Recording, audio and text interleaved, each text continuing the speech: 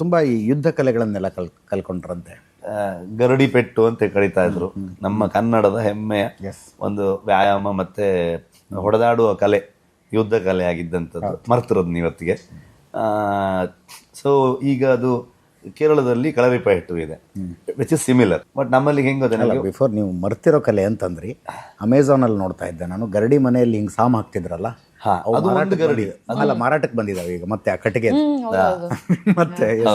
Please. So ನಮ್ಮಲ್ಲಿ ಕುಸ್ತಿದ ಒಂದು ಗರಡಿ ಮನೆ ಇರುತ್ತೆ, ಅದು ಒಂದು ರೀತಿ. ಈ ರೀತಿಯ ಯುದ್ಧ ಕಲೆಯನ್ನ ಕಲಿಸುವಂತದ್ದೇ ಒಂದು ಇತ್ತು. Okay, which is involved. ಕುಸ್ತಿದು ನಮ್ಮ ಭಾರತೀಯ ಸಂಸ್ಕೃತಿಯಲ್ಲಿರುವಂತಹ ಒಂದು ವ್ಯಾಯಾಮದ ಒಂದು ಇದಾದ್ರೂ ಕೂಡ. ಸೊ ಅದನ್ನ ನನಗೆ ಅಂದರೆ ಹಳೆಯ ಕಾಲದ್ದು ಅಂದರೆ 4-5ನೇ ಸೆಂಚುರಿಯಲ್ಲಿ ಯುದ್ಧ ಶೈಲಿ ಹೆಂಗಿರುತ್ತೆ ಅಂತ ನಾನು ನೋಡೋಕೆ ಹೊರಟಾಗ, ಸೊ ಡೆಫಿನೆಟ್ಲಿ ನಮಗೆ ಮೂಲದಲ್ಲಿ ಇರುವಂಥದ್ದನ್ನೇ ನೋಡಬೇಕಾಗತ್ತೆ. ಸೊ ಆವಾಗ ವೆಪನ್ಸ್ಗಳನ್ನ ಹೆಂಗೆ ಯೂಸ್ ಮಾಡೋದು, ಬಾಡಿ ಲ್ಯಾಂಗ್ವೇಜ್ ಹೆಂಗಿರಬೇಕು, ಸುಮ್ಮನೆ ಬಾಡಿ ಬಿಲ್ಡ್ ಮಾಡ್ಕೊಂಡು ಹೋಗಿ ನಿಂತ್ಕೊಳ್ಳೋದಲ್ಲ, ಅಥವಾ ಸುಮ್ಮನೆ ಒಂದು ಸಿನಿಮಾ ಸ್ಟೈಲಲ್ಲಿ ಫೈಟ್ ಮಾಡೋದಂತಲ್ಲ.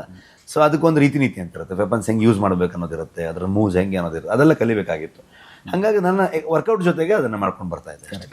ಅಲ್ಲ, ನೀವು ಬಾಡಿ ಬಿಲ್ಡಿಂಗ್ ಅಂದರೂ ಅದು ಅಬ್ನಾರ್ಮಲ್ ಅನ್ಸಲ್ಲ ಬಾಡಿ ಈ ಕೆಲವೊಂದಷ್ಟು. ಅದಕ್ಕೆ ಅಂದರೆ ನಾನು ಅರವಿಂದ ಕೇಳ್ದ ಶುರುವಲ್ಲಿ, ಈ ಸಲ 6 ಪ್ಯಾಕ್ ಮಾಡಿ ನೀವು ಅಂತಂದ. ನಾನು ಮಾಡಲ್ಲ ಮಗ ಅಂತ. ಏನಕ್ಕೆ ಅಂದ, ನಾನು ಮಾಡಿದ್ರೆ ಹೆಂಗೂ VFX ಅನ್ಕೊಳ್ತಾರೆ ಕಣೋ ಅಂತಂದೆ. ಸೊ ನಾನು ಟ್ರೈವು ಪವರ್ಫುಲ್, ಇವನು ಹೊಡಿತಾನೆ ಗುರು ನೋಡಿದ್ರೆ ಅನ್ಸ್ಬಿಟ್ರೆ ಸಾಕು, ಅಷ್ಟು ಅನ್ಸಿದ್ರೆ ಸಾಕು. ರುಕ್ಮಿಣಿ ಅವ್ರು, ನಿಮ್ಮದು ಪ್ರಿಪ್ರೇಷನ್ ಈ ಹಾರ್ಸ್ ರೈಡಿಂಗ್ ಎಲ್ಲ ಕಲ್ತ್ರಾ? ಇತ್ತು ಸರ್, ಹಾರ್ಸ್ ರೈಡಿಂಗ್ ಇತ್ತು. ಇದು ಸ್ವಲ್ಪ ಸೋರ್ಡ್ ಫೈಟಿಂಗ್ದು ಎಲ್ಲ, ಅಂದರೆ ಟೇಲರಲ್ಲೂ ಆ ಚಿಕ್ಕ ಝಲಕ್ ಇದೆ, ಸೊ ಅದು ಸ್ವಲ್ಪ ಕಲ್ತ್ಕೊಂಡೆ. ಬಟ್ ನಂಗೆ ಖುಷಿ ವಿಷಯ ಏನಂದ್ರೆ, ಫಸ್ಟ್ ಸರ್ನ ಮೀಟ್ ಮಾಡಿದಾಗ ಹಿ ಸೆಡ್, ಈ ರೋಲಗೋಸ್ಕರ you need to put on some weight. ಖುಷಿಯಾಗಿ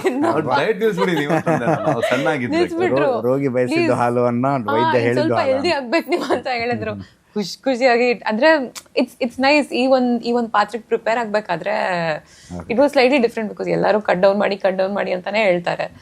ಸೊ ಫಿಸಿಕಲಿ ಸಿಕ್ಕಾಪಟ್ಟೆ ಪ್ರಿಪ್ರೇಷನ್ಸ್ ಇತ್ತು.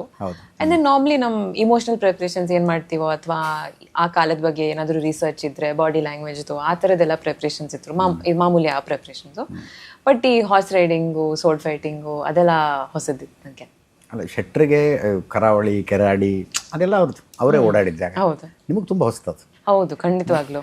ಬೆಂಗಳೂರಲ್ಲಿ ಹುಟ್ಟಿ ಬೆಂಗಳೂರಲ್ಲಿ ಬೆಳೆದು ಲಂಡನ್ನಲ್ಲೆಲ್ಲ ಓದ್ಕೊಂಡ್ಬಂದು ಸಿನಿಮಾನು ಸಿಟಿಯ ಇದರಲ್ಲೇ ಸಿನಿಮಾ ಮಾಡಿ, ಹೌದು, ಸಡನ್ಲಿ ಕೆರಾಡಿ ಅಂತ ಪರಿಸರದಲ್ಲಿ ಆ ಕಾಡಿನ ಮಧ್ಯದ ಶೂಟಿಂಗು ಅದ್ಭುತವಾದಂಥ ಎಕ್ಸ್ಪೀರಿಯನ್ಸ್ ಸರ್. ಅಂದ್ರೆ ಹೇಳ್ತೀರಿ ಅದ್ಭುತ ಅಂತ, ಬಟ್ ಕಷ್ಟ ತುಂಬಾ ಕಷ್ಟ. But no, the way that I look at it genuinely sir is that ಪ್ರತಿಯೊಂದು ಸಿನಿಮಾದಲ್ಲಿ ನಮಗೆ ಬೇರೆ ಬೇರೆ ಥರದ ಎಕ್ಸ್ಪೀರಿಯನ್ಸಸ್ ಬರುತ್ತೆ, ನಾವು ಅದನ್ನ ಎಂಜಾಯ್ ಮಾಡ್ಕೋಬೇಕು. I don't know when else ನನ್ನ ಲೈಫಲ್ಲಿ ಈ ಥರ ಅವಕಾಶ ಎಲ್ಲಿ ಸಿಗುತ್ತೆ ನನಗೆ. ಅಷ್ಟು ಡೀಪ್ ಕಾಡಲ್ಲಿ ಹೋಗ್ಬಿಟ್ಟು ಅಲ್ಲಿ ಶೂಟ್ ಮಾಡೋದು, ಅಥವಾ ಆ ಥರದ್ದು ಸ್ಟ್ರೀಮ್ ನೋಡೋದು, ನದಿ ನೋಡೋದು, ಅಥವಾ ಅಷ್ಟು some of the trees that we were shooting, they were like some 400-500 year old trees. ನಾನು ಎಲ್ಲಿ ನೋಡಿರ್ತೀನಿ, ಸಿಟಿಲಿ ಎಲ್ಲೂ ನೋಡೋಕೆ ಅವಕಾಶ ಇರೋದೇ ಇಲ್ಲ ಆ ಥರ ಪ್ರಕೃತಿನ. ಸೊ ಅಂದರೆ ಏನೇ ಇದ್ರೂ ಆ ಮೂಮೆಂಟಲ್ಲಿ ಕಷ್ಟ ಅನ್ಸಿದ್ರೆ you have to remind yourself, ನನಗೆ ಬೇರೆ ಲೈಫಲ್ಲಿ ಈ ಥರ ಅವಕಾಶ ಸಿಗತ್ತಾ, ಮತ್ತೆ ಸಿಗಲ್ಲ, ಎಂಜಾಯ್. ಈ ಮರ ಇದೆಯಾ, ಐ ವಿಲ್ ಎಂಜಾಯ್ ದಿಸ್ ಮರ. ಆ ಥರ ಸ್ವಲ್ಪ ಪರ್ಸ್ಪೆಕ್ಟಿವ್ ನಾವು ಶಿಫ್ಟ್ ಮಾಡ್ಕೋಬೇಕು. ಇಲ್ಲಾಂತಂದರೆ it becomes very difficult process and you don't enjoy where you are at the moment.